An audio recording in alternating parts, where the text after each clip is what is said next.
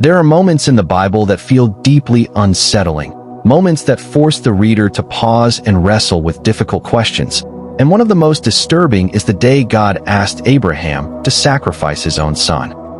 This story begins not with fear, but with fulfillment, because Abraham had waited many years for a child, holding on to God's promise even when his body grew old and hope seemed impossible. And when Isaac was finally born, he was more than a son.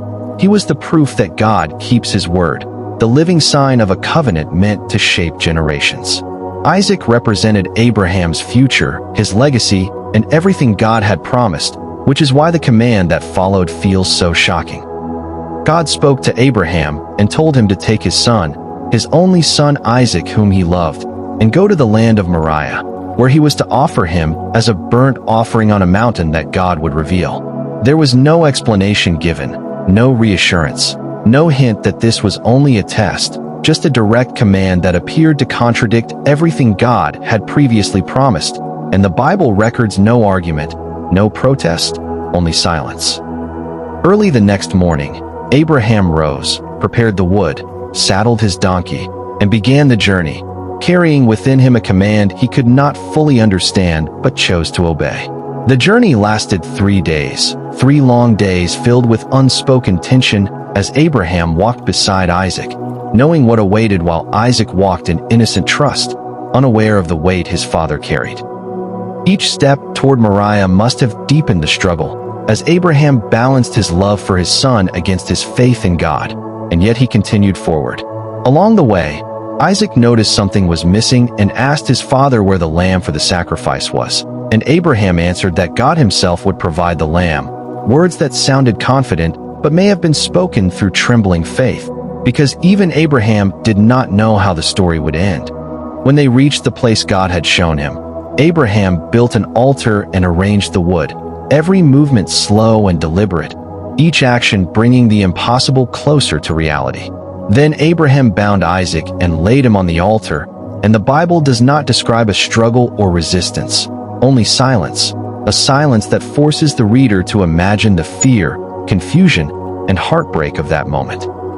Abraham raised the knife, and at the final moment, an angel of the Lord called out from heaven, commanding him to stop, declaring that God now knew Abraham feared him because he had not withheld his son, his only son. The test was over, and Abraham looked up to see a ram caught by its horns in a nearby thicket, which he offered as a sacrifice instead of Isaac, and he named that place, "The Lord Will Provide," a name born from obedience, fear, and divine intervention. This story is disturbing not because God desires human sacrifice, but because it reveals the depth of faith God was testing, a faith that trusted God beyond understanding.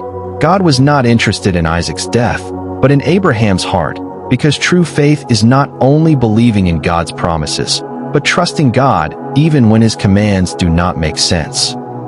Abraham had to choose whether he loved the promise more than the one who gave it, and in choosing obedience, he demonstrated a faith that went beyond comfort. The story also points forward to something greater, because just as Isaac carried the wood for his own sacrifice up the mountain, the Bible later speaks of another son who would carry wood up a hill, but this time there would be no ram to replace him. Many readers see this moment as a shadow of substitution, where God first provided a ram and later provided himself, revealing that God does not demand what he is unwilling to give. The question of why God would test Abraham this way remains difficult, but the result is clear, because after the test, God reaffirmed his promises, declaring that through Abraham's obedience, blessing would come to many nations. The test did not destroy the promise, it confirmed it, showing that faith proven through obedience becomes the foundation of blessing.